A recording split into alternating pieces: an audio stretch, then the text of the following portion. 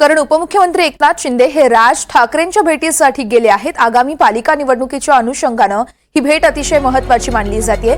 एकनाथ शिंदे यांच्यासोबत उदय सामंत हे देखील शिवतीर्थ या निवासस्थानी पोहोचले आहेत। संदीप देशपांडे, अमेय खोपकर यांची देखील याच बैठकीच्या वेळेस उपस्थिती आहे। एकनाथ शिंदे राज ठाकरेंच्या भेटीला गेलेत। या भेटीचं कारण मात्र अजूनही कळू शकलेलं नाहीये।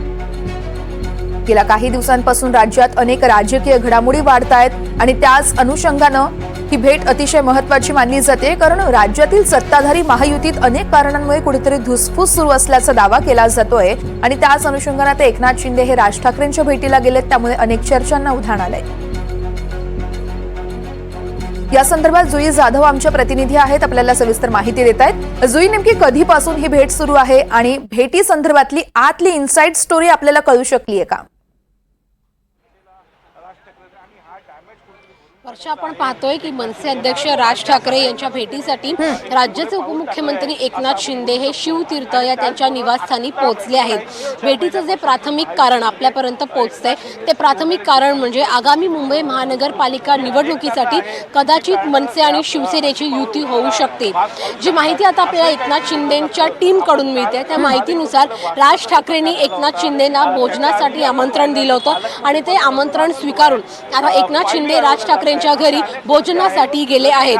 त्यांच्यासोबत जर आपण पाहिलं तर मग राज्याचे उद्योग मंत्री उदय सामंत हे देखील आहेत, मनसेचे देखील नेते आहेत या संपूर्ण स्नेहभोजनाच्या कार्यक्रमामध्ये।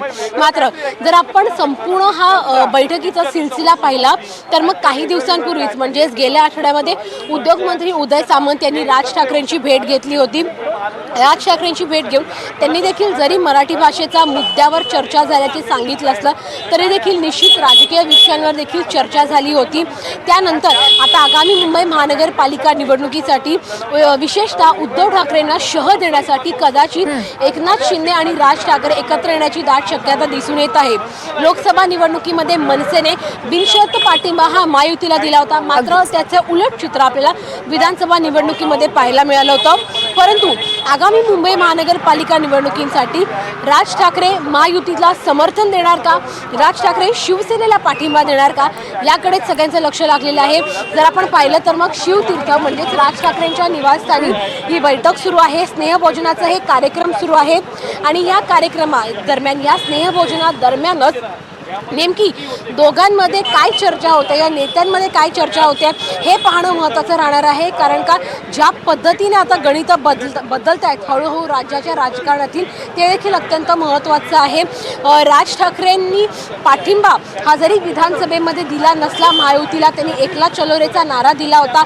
आता मुंबई महानगरपालिका निवडणुकीमध्ये जर राज ठाकरेंनी महायुतीला समर्थन दिलं तर राज ठाकरेला नेमकं किती जागा मिळत आहेत नगरसेवकासाठी हे देखील पाहणं महत्त्वाचं राहणार आहे। कारण का मुंबई महानगरपालिका ही एक मोठी निवडणूक आहे, प्रतिष्ठेची निवडणूक आहे।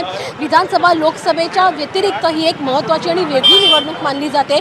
त्यामुळे या निवडणुकीमध्ये जर राज ठाकरेंनी पाठिंबा दिला महायुतीला, विशेष म्हणजे शिवसेनेला, तर मात्र त्यांना किती जागा मिळत आहेत नगरसेवकासाठी हे देखील पाहणं महत्त्वाचं राहणार आहे। परंतु ही प्राथमिक चर्चा आहे।